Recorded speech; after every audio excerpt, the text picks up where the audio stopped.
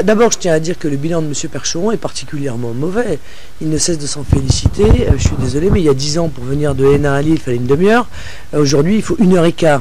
Et toute la matinée et à partir du milieu de l'après-midi, ce sont des embouteillages permanents. Bon, nous proposons un tram-train entre la métropole lilloise et le bassin minier, c'est-à-dire Lille, Seclin, Carvin, Hénin. Le tram-train, ça va à la vitesse du train hors des villes, à la vitesse du tram à l'intérieur des villes. C'est susceptible de désengorger Lille, qui est objectivement quelque chose de terrifiant pour les gens qui y travaillent, parce qu'ils y perdent évidemment des heures et des heures dans la semaine. Bon.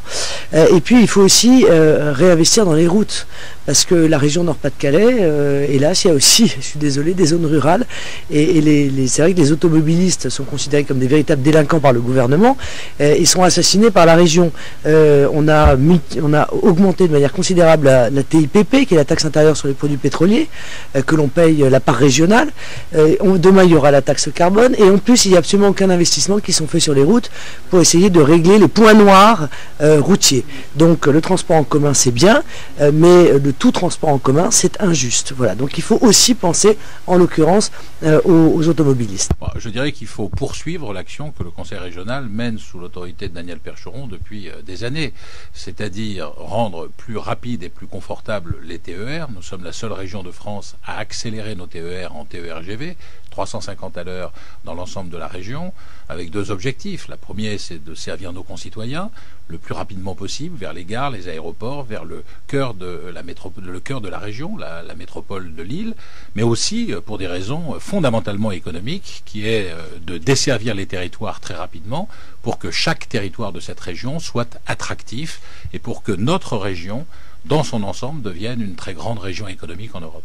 Eh bien, au-delà des TER et de l'effort qui correspond à la compétence, une compétence obligatoire du Conseil régional en ce qui concerne la desserte par le TER, eh bien, de tout notre territoire, et là, effectivement, des efforts ont déjà été engagés. On voit bien qu'il y a encore un certain nombre de lignes à améliorer, à conforter, à développer, mais surtout, il me semble qu'il est important maintenant, eh bien, de réaliser ce qui avait été promis en 2004 par Daniel Percheron, mais qui n'est toujours pas mis en œuvre.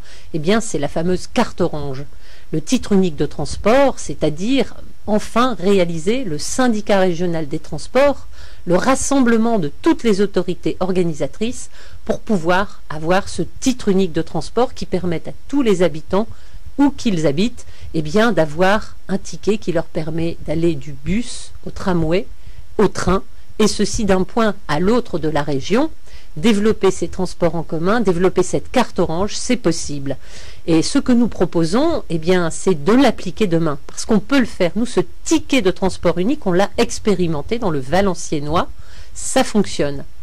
Et ce que l'on veut aussi, c'est que ces transports puissent être rapidement accessibles financièrement aux jeunes de moins de 25 ans. On voudrait essayer de mettre en place le ticket à 1 euro pour les jeunes de moins de 25 ans, parce qu'on sait que ce ticket à 1 euro pour nos moins de 25 ans, c'est la possibilité, eh bien, de donner la mobilité à tous ces jeunes, et donc la formation, et donc l'emploi.